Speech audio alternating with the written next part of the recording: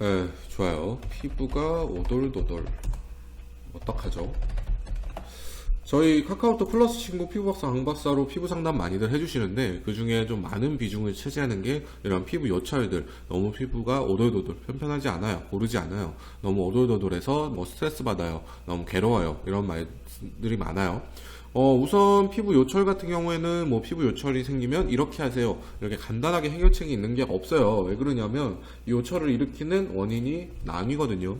뭐 첫 번째로는 좀 흔하죠, 좁쌀 여드름 있을 거고, 두 번째로는 비립종, 세 번째는 황간종, 네 번째는 그냥 종양, 일반적인 종양, 사마귀라고 쓸게요. 이렇게 돼서 지금 내 피부에 요철을 일으킨 원인이 뭔지를 먼저 파악하는 게 중요해요. 우선 좁쌀 같은 경우에는 면포라고 얘기를 하는데, 면포보다는 이제 화이트헤드나 블랙헤드가 좀 더 친숙한 표현이죠. 화이트헤드나 블랙헤드는 이제 모공을 쌓인 각질이나 혹은 자외선에 의해서 굳은 피지가 막아서 이런 피지들이 분출되지 못하고 부어오른 상태가 되는 거죠. 그래서 그 특징은 블랙헤드라 그러면 이제 끝에가 산화돼서 검게 변한 상태고, 이제 화이트헤드는 산화되지 않고 노출되지 않아서 이제 변하지 않은 하얗게 있는 상태가 되는 거고, 얘네들 같은 경우에는 치료법은 압출이에요. 얘네들은 압출이 의외로 잘 돼요. 그래서 뭐 블랙헤드 같은 경우에는 코팩 같은 거 하게 되면 쭉 뽑히죠. 그런 식으로 압출이 될 수 있는데, 주의할 점은 압출을 하게 됐을 때 모공이 더 넓어질 수도 있고, 그리고 끝까지 다 안 나올 수도 있고, 그렇기 때문에 그것들은 좀 조심을 해주셔야 되는 거고, 비립종 같은 경우에는 연모라 그래서 솜털이죠. 그냥 솜털 모낭에 안에 각질이 차 있는 거예요. 각화증 같은 거죠.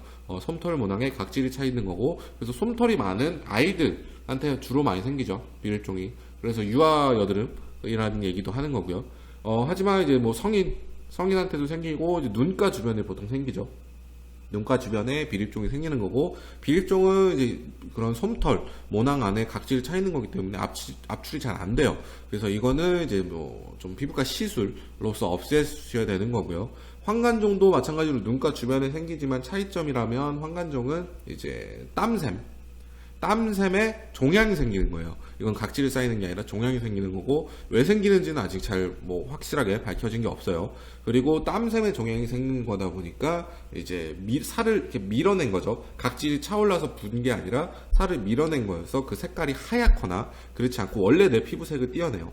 그냥 종양처럼 부어 있는 거죠.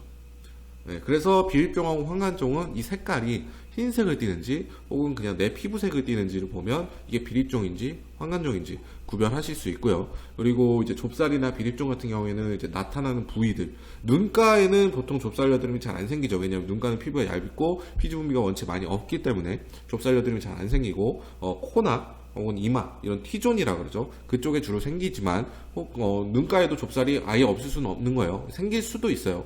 그래서 이게 좁쌀인지 비립종인지를 보셔야 되는 거고, 좁쌀 같은 경우에는 이제 좁쌀이 일어나게 된 원인이 각질 때문인지 피지 때문인지 얘를 찾아서 그거에 또 맞게 관리가 들어가야 되는 거예요. 그리고 마지막에 사마귀 같은 경우에는 이건 바이러스성, 그냥 종양이죠. 인유두종 바이러스로 인해서 발생되는 종양인 거고, 보통 일반적인 사마귀는 손이나 발에 주로 생기는데, 이제 편편사마귀라고 농지기 전 여드름처럼 생겼어요. 그걸 구진이라 그러는데, 좀 평평하게 발진이 올라와 있는 거죠. 그것들이 지들끼리 이렇게 뭉쳐 있기도 하고, 이렇게 전체적으로 있기도 하고, 구진 여드름하고 좀 비슷하기 때문에 여드름인 거랑 많이들 헷갈리시는데, 사마귀도 종양이기 때문에, 그리고 이런 바이러스성이기 때문에 뿌리까지 뽑아야 된다는 얘기가 그 바이러스가 다 없어져야 되는 거예요. 그래서 바이러스가 남아있으면 다시 재발할 수도 있는 거고요. 그리고 아예 그냥 자연 치유가 될 수도 있는 거고, 그리고 아니면 뭐 냉동 치료나 이런 뭐 살리실산으로 치료를 할 수도 있는 거고.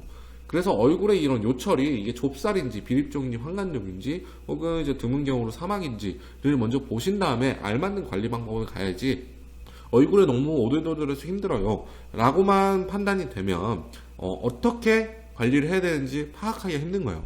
왜냐하면 원인도 다 다르고, 그 증상도 다르고, 해결 방법도 다른 거니까. 좁쌀 같은 경우에는 없애려면 압출하면 된다지만 비립종은 압출이 안 돼요. 황간종도 압출이 안 돼요. 사마귀도 압출이 안 돼요.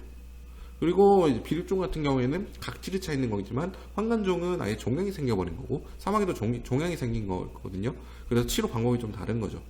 그래서 이런 거 같은 경우에는 내가 왜 요철이 생겼는지를 먼저 파악하시는 게 우선이 되고, 그러고 나서 그거에 맞게끔 관리를 하시면 이제 건강한 피부 관리에 도움이 된다라고 하면서 마무리할 것 같습니다. 감사합니다.